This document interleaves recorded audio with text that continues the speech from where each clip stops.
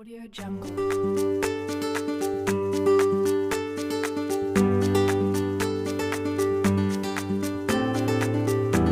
Oke, sekarang kita masuk Audio pada Jungle. kimia unsur. Nah, yang pertama kita bahas adalah gas mulia. Nah, gas mulia dalam hal ini sering disebut gas yang sifatnya stabil atau sukar bereaksi. Oleh karena Audio sifatnya Jungle. yang stabil, di alam gas mulia ditemukan dalam bentuk monoatomik atau atom tunggal. Dalam hal ini ada anggota gas mulia. Yang pertama ada Audio He, Jungle.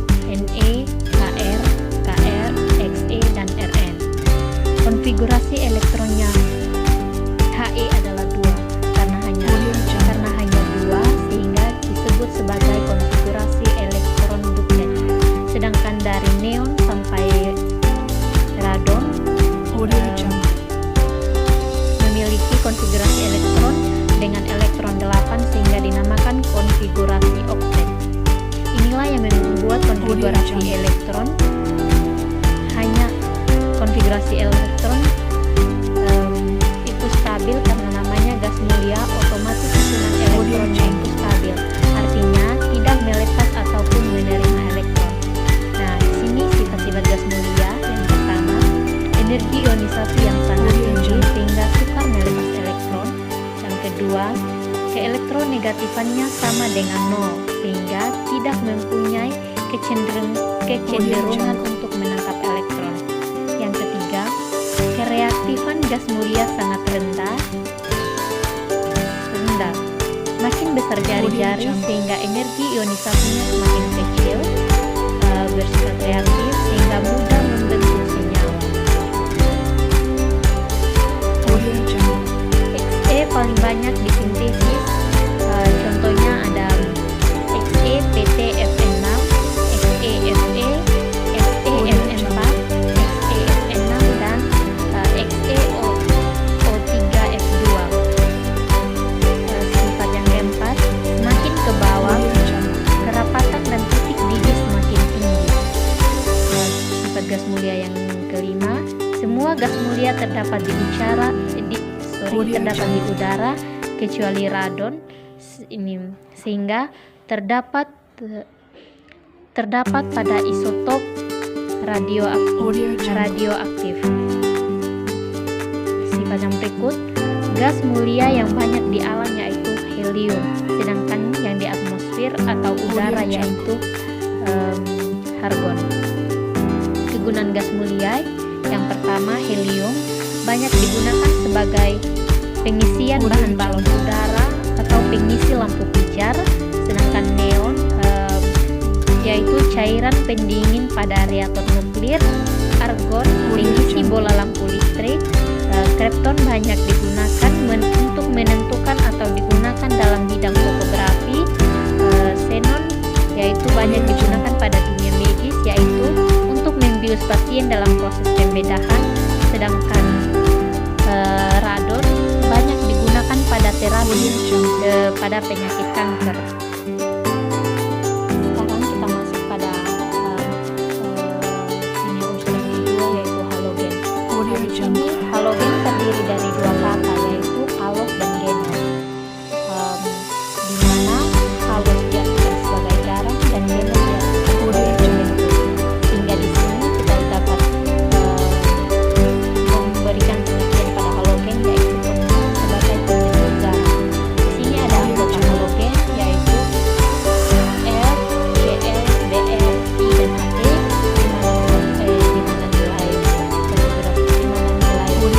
yaitu ada F-nya 9 dengan konfigurasi elektron 2 dan 7, Cl-nya nilai atomnya 17 di mana konfigurasi elektronnya 2, 8 dan 7, Br nilai konfigurasi elektronnya 35 sehingga ini konfigurasi elektronnya 2, Audio Jungle. 8, 8, 7, I-nya 53 di mana konfigurasi elektronnya 2, 8, 18, 18, 7 dan Audio yang terakhir AD 85 dan konfigurasi elektronnya 2, 8, 18, 32 dan 7, 18 dan 7.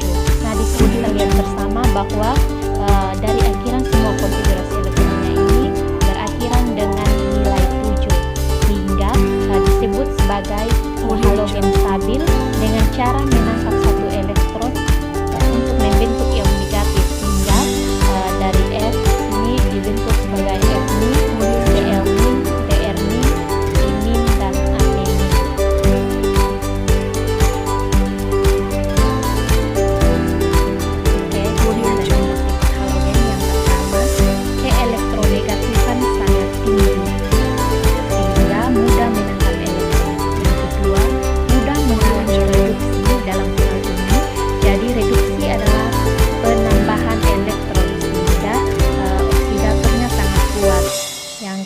ketiga, afinitas elektronnya semakin berkurang dengan bertambahnya jari. Jadi jari-jari atom semakin ke bawah, atomnya semakin berkurang. Yang berikut, halogen dan senyawanya mempunyai bilangan oksidasi yang bervariasi, yaitu contohnya HCl, HClO4, HClO3, HClO, dan HCl. Yang berikut dapat bereaksi dengan logam membentuk garam yang berikatan ion, contohnya natrium klorida. Nah, natrium klorida dapat bereaksi dengan sesama non-logam membentuk senyawa kovalen, contohnya PCl3, PCl5, dan PCl4. Yang sifat yang keenam, makin ke bawah kereaktifannya semakin menurun untuk unsur klorin paling reaktif. Sekarang kita akan masuk pada halogen yang berbentuk diatomik. Nah, dalam bahasa kimia ataupun bahasa dalam pembelajaran MIPA, jadi itu diartikan sebagai dua, sehingga di sini dari tadi yang di sini F-nya, Cl-nya kita ubah jadi F2, Cl2, Br2, I2, dan H2. Di mana di sini F2 dan Cl2 itu berbentuk gas, Br2 itu garam yang mudah menguap, I2 itu adalah padatan yang mudah menyublin, At2 itu adalah padatan. Nah, untuk molekul diatomik, semakin ke bawah titik didihnya semakin untuk molekul diatomik semakin ke bawah itu titik didihnya semakin besar atau semakin kuat. Untuk semakin ke atas, oksidatornya semakin kuat. Artinya unsur yang ada di atas ini dapat mendesak ion-ion yang berada di bawahnya. Dapat kita lihat di sini, yang paling kuat adalah Hi. Kan ini semakin ke bawah titik didihnya semakin kuat, sehingga di sini yang paling kuat adalah Hi dan yang paling lemah adalah Hf. Nah, untuk Hf, HCl, HBr, dan Hi semua titik karena mengarah ke bawah, semua titik didihnya semakin besar. Nah, di sini kita lihat kegunaannya. Senyawa fluorin digunakan untuk teflon, leon, atau pendinginan AC. Sedangkan senyawa klorin digunakan untuk garam dapur, natrium klorida, ataupun disinfektan. Brownin digunakan untuk penambahan pada etilen atau pada etilen, bromida, dan zat aditif atau bensin. AKBr yaitu film fotografi atau obat penenang yaitu NaBr. Sedangkan iodin digunakan untuk iodofuram Cl3 sebagai antiseptik.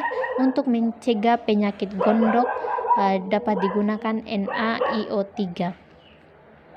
Nah, yang berikutnya kita bahas adalah tentang logam alkali golongan 1A. Nah, alkali berasal dari bahasa Arab yang artinya abu, di mana air abunya itu bersifat basa. Kesimpulannya, logam golongan 1A membentuk basa kuat yang larut dalam air. Nah, di sini ada anggota alkali, ada Li, Na, K, Rb, Cs, dan Fr, di mana konfigurasi elektronnya semuanya berakhiran 1. Karena elektron valensinya sama dengan 1, supaya stabil ia harus melebar 1 elektron untuk membentuk ion positif. Nah, jadi Li, Na, dan K itu membentuk muatan positif. Jadi kesimpulannya, di golongan 1A pasti bilangan oksidasinya itu sama dengan positif 1. Jadi semua bilangan oksidasi dalam golongan 1A itu ini sama dengan positif 1. Nah, sekarang berikutnya sifat-sifat alkali. Yang pertama, energi ionisasinya sangat rendah atau kecil sehingga mudah melepas elektron. Karena mudah melepas elektron sehingga reaktif untuk membentuk senyawa. Sifat yang kedua, mudah mengalami oksidasi sehingga terbentuk reduktor kuat.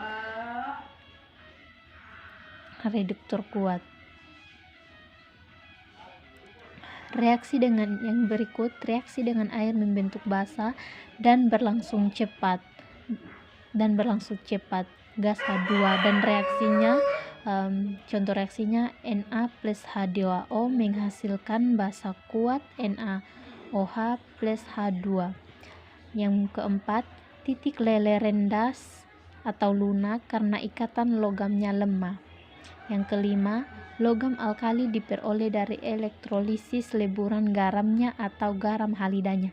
Jadi logam alkali ini diperoleh dari leburan garamnya itu sendiri, tidak dari ion atau garam yang lain. Yang keenam, senyawa alkali yang terbentuk hampir semuanya terbentuk dari ikatan ion. Hampir semua logam alkali itu terbentuk dari ikatan ion. Sekarang kita akan belajar tentang warna menyala logam alkali. Di sini Li itu warna menyalanya adalah merah tua, Na warna nyalanya kuning, K warna nyalanya ungu, Rb warna nyalanya merah, dan Cs warna nyalanya biru. Di mana ketika ini semuanya logam alkali mengarah ke bawah, maka semakin ke bawah ini semakin reaktif, semakin ke bawah basanya juga semakin kuat, dan semakin ke bawah reduktornya juga semakin kuat. Kegunaan unsur logam alkali di sini kita lihat ada natrium klorida atau garam dapur, banyak sekali digunakan dalam pengawetan makanan dan penambahan rasa pada makanan. Dan ada juga NaHCO3 digunakan pada pembuatan soda kue, di mana soda kuenya banyak digunakan sebagai campuran minuman atau biasanya ditambahkan dalam proses pembuatan kue agar adonannya mengembang. Yang berikutnya KBr, yaitu obat penenang saraf, dan NaNO3 digunakan dalam penggunaan pupuk. Kita belajar tentang reaksi-reaksi pada logam alkali. Yang pertama yaitu ketika logam alkali bereaksi dengan air. Semua logam alkali bereaksi dengan air membentuk basa dan gas hidrogen. Di mana reaksi yang terjadi yaitu reaksi eksoterm atau melepas kalor, di mana gas H2 yang terbentuk segera terbakar. Contoh reaksi ini adalah 2LO2 dalam wujud aqueous dan 2 direaksikan dengan 2H2O yang berwujud liquid akan menghasilkan 2LO2 yang berwujud aqueous plus H2 yang berwujud gas. Yang kedua adalah reaksi dengan hidrogen. Logam alkali jika dipanaskan dapat bereaksi dengan gas hidrogen atau H2 membentuk hidrida. Contohnya 2L dalam bentuk solid plus H2 dalam bentuk gas menghasilkan 2LH dalam bentuk solid. Dan ketika L-nya diganti dengan Na, direaksikan dengan H2 akan menghasilkan 2NaH. Yang ketiga, reaksi dengan oksigen. Ketika logam alkali terbakar dalam oksigen akan menghasilkan oksidasi, peroksida, dan superoksida. Sekarang kita akan melanjutkan dengan reaksi. Yang pertama adalah reaksi oksida. Contohnya 2L dalam wujud solid direaksikan dengan O2 dalam wujud gas akan menghasilkan L2O dalam wujud solid. Nah, untuk L semuanya berlaku untuk semua logam alkali. Yang berikutnya, natrium dapat membentuk peroksida. Contoh reaksinya adalah 2Na dalam wujud solid plus O2 dalam wujud gas akan menghasilkan Na2O2 dalam wujud solid. Untuk K, Rb, dan Cs superoksida, contoh reaksinya adalah Al direaksikan dengan O2 akan menghasilkan LO2. Untuk L bisa diganti dengan K, Rb, dan Cs. Yang Rb direaksikan dengan O2 akan menghasilkan RbO2. RbO2. Perlu kita ingat bahwa logam alkali sangat mudah bereaksi dengan air dan oksigen, sehingga harus disimpan dalam cairan yang inert, minyak tanah atau kerosin, atau bisa juga dalam botol yang sudah kita isolasi. Yang berikut, reaksi dengan halogen, yaitu terjadi bereaksi hebat garam halida. Dalam bentuk garam halida contohnya 2Na direaksikan dengan Cl2 akan menghasilkan 2NaCl. Oke, selanjutnya kita belajar logam alkali tanah golongan 2A. Unsur-unsur golongan 2A umumnya ditemukan dalam tanah berupa senyawa tak larut, sehingga disebut dengan logam alkali tanah. Logam alkali tanah ternyata dapat membentuk basa tetapi bersifat lemah dibandingkan dengan basa logam alkali pada golongan 1A. Nah, di sini ada anggota alkali, yaitu ada Be, Mg, Ca, Sr, Ba, dan Ra dengan masing-masing konfigurasi elektronnya yang berakhiran 2, sehingga stabil dengan cara melepas 2 elektron membentuk ion positif. Nah, di sini kita lihat C, sehingga Ca 2+ dan Mg 2+. Yang berikut sifat-sifat alkali tanah. Yang pertama, penambahan jari-jari atom atau energi ionisasinya semakin kecil, maka semakin mudah melepas elektron. Kenapa mudah melepas elektron? Sehingga semakin reaktif. Yang kedua, titik didih dan titik cair cenderung dari atas ke bawah. Yang ketiga, kerapatan dan kecenderungan logam 2A dibanding 1A karena atom logam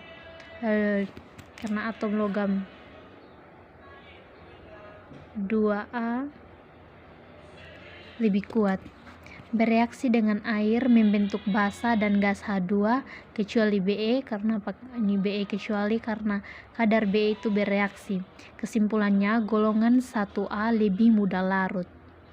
Yang kelima, dengan non-logam cenderung membentuk senyawa ionik, terkecuali Be karena Be cenderung membentuk senyawa kation. Yang keenam, merupakan reduktor kuat tapi tidak sekuat golongan 1A. Nah, di sini kita lihat kelebihan dan kekurangan golongan 1A. Kelebihan golongan 1A yang pertama, lebih reaktif. Kenapa lebih reaktif? Karena energi ionisasinya lebih kecil dari golongan 2A. Yang kedua, reduktor 1A lebih kuat.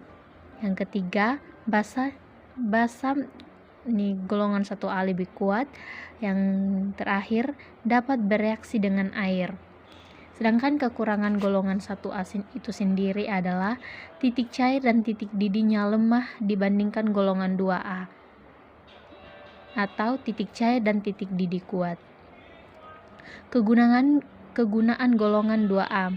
Di sini ada berilium, yaitu untuk membuat alat seperti tembaga dan nikel, serta mencegah korosi logam. Di situ ada magnesium, Mg kali OH 2 kali atau magasida, merupakan bahan aktif untuk menetralkan asam lambung. Dan sebagai obat cuci perut ada MgSO4. Yang berikut ada kalsium, yaitu zat mineral utama pada tulang. Nah, untuk membuat gips ada CaSO4 dan 2H2O. Reaksi-reaksi logam alkali tanah. Yang pertama, reaksi dengan air atau H2O. Be tidak bereaksi dengan air. Mg lambat dengan air, reaksinya lambat terhadap air dingin dan reaksinya cepat terhadap air panas. Sedangkan Ca, Sr, dan Ba semakin baik bereaksi dengan air, membentuk basa dan H2. Reaksinya, M yang wujudnya solid direaksikan dengan 2H2O yang wujudnya liquid akan menghasilkan MOH2 kali yang wujudnya aqueous plus H2 yang wujudnya gas. Nah, M ini bisa diganti dengan Mg, Ca, Sa, dan Br. Yang kedua, reaksi dengan O2 di udara atau reaksi dengan oksigen di udara. Apabila dipanaskan kuat, semua logam alkali tanah akan terbakar di udara dan membentuk oksida dan nitrida. Nah, M ketika dibakar dengan O2 akan menghasilkan 2MO, serta M ketika dibakar dengan N2 akan menghasilkan MN2. Nah, ketika M diganti dengan Mg dibakar dengan O2 akan menghasilkan 2MgO, serta Mg ketika dibakar dengan N2 akan menghasilkan Mg3N2. Nah, senyawa yang paling besar di udara adalah N2, O2, Ar, dan CO2. Yang ketiga, reaksi dengan halogen. Dapat bereaksi dengan halogen dan membentuk halida. Contoh reaksinya, M yang wujudnya solid direaksikan dengan X2 yang wujudnya gas akan menghasilkan MX2 yang wujudnya solid, serta Mg direaksikan dengan Cl2 akan menghasilkan MgCl2. Yang keempat, reaksi dengan asam dan basa. Bereaksi dengan asam kuat atau HCl akan membentuk garam dan gas H2. Sini contoh reaksinya ada Be, Mg, Ca, Sr, dan Ba. Ketika semakin ke bawah reaksinya semakin kuat. Contohnya M ketika direaksikan dengan 2 HCl akan menghasilkan McL2 plus H2, serta Ba ketika direaksikan dengan 2 HCl akan menghasilkan BaCl2 plus H2. Karena Ba bersifat amfotir, maka bisa bereaksi dengan basa kuat membentuk ion BeOH 2 kali min 4 plus H2. Reaksinya Be plus 2 NaOH akan menghasilkan Na2BeOH 4 plus H2. Nah, amfotir artinya ia dapat bersifat basa dan juga dapat bersifat garam.